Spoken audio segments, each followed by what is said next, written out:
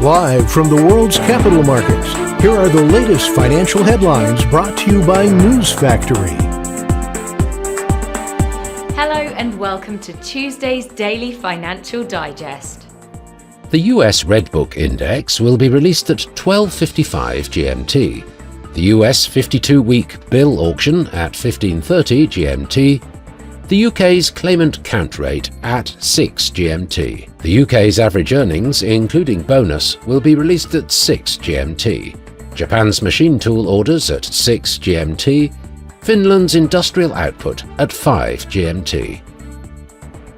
Those were today's major economic events, and now moving on to world financial headlines.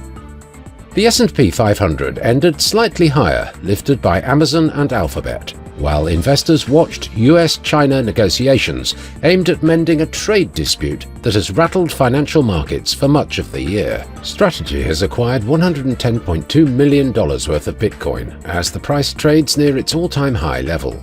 According to a US Securities and Exchange filing, Strategy acquired 1,045 Bitcoin at an average price of $105,426 per coin. US chipmaker Qualcomm agreed to acquire Alphawave for about $2.4 billion as it expands into the booming AI data center market, sending shares of the British semiconductor company surging more than 22%.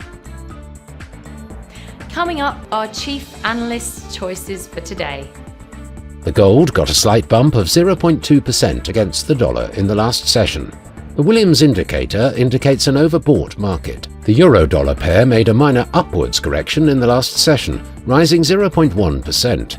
The Williams indicator indicates an overbought market. The pound-dollar pair made a minor upwards correction in the last session, rising 0.1%.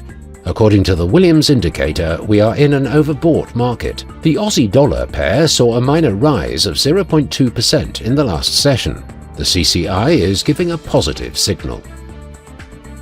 We hope that you've enjoyed Tuesday's financial report. On behalf of all of us here, we wish you a productive trading day. Be sure to join us tomorrow morning for the latest news and events from the financial markets.